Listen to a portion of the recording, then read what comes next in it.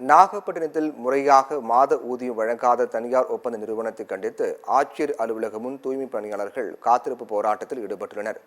ESI, PF உள்ளிட்ட பணப்பலன்களை வழங்காமல் அலைக்கழித்து வரும் தனியார் நிறுவனம் மீது மாவட்ட நிர்வாகம் நடவடிக்கை எடுக்க வேண்டும் என தூய்மை பணியாளர்கள் கோரிக்கை வைத்துள்ளனர். சாரன்ற ஒரு கம்பெனி எங்களை வேலைக்கு ஆள் எடுக்கக்குள்ள என்ன சொன்னாங்க, 350 ரூபா சம்பளம் தரோம் செய்யுங்க. நாங்கள் யாருமே ஒத்துக்க மாட்டோம்னு சொல்லிட்டோம். நீங்கள் செய்யுங்க, நான் சம்பளத்தை ஏறி தரேன்னு சொன்னாங்க. சரி, எல்லாரும் கட்டுப்பட்டு வேலைக்கு போனோம். 1.5 வருஷம் ஆச்சு. இது வரைக்கும் எங்களுக்கு சம்பளம் சரியான முறையில் கொடுக்கறது கிடையாது.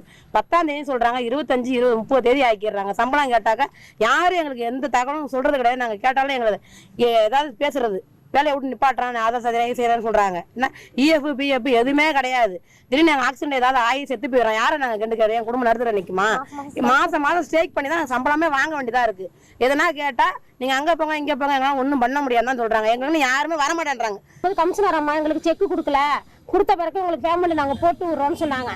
மறுபடியும் என்ன பிஎஃப் நம்பர் கொடுத்துருக்காங்க, வாங்கிக்கிங்க. இப்போ செக் பண்ணீங்கன்னு பார்த்தாக்கா செக் பண்ணால் பீரோ பேலன்ஸ்ல தான் இருக்கு. எங்களுக்கு எதுவுமே போடுறதே கிடையாது.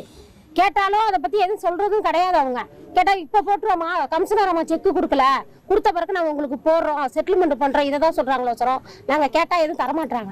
10 தேதிவாங்க, 20 தேதி, 20 தேதி இப்படியே போடுறாங்க. அது என்ன காரணம் கேட்டா யாரும் கூட்டு பேசுறது இல்லை. இப்போ நாராஜ் கமிஷனர் பேச கிடையாது, சேர்மன் பேச கிடையாது.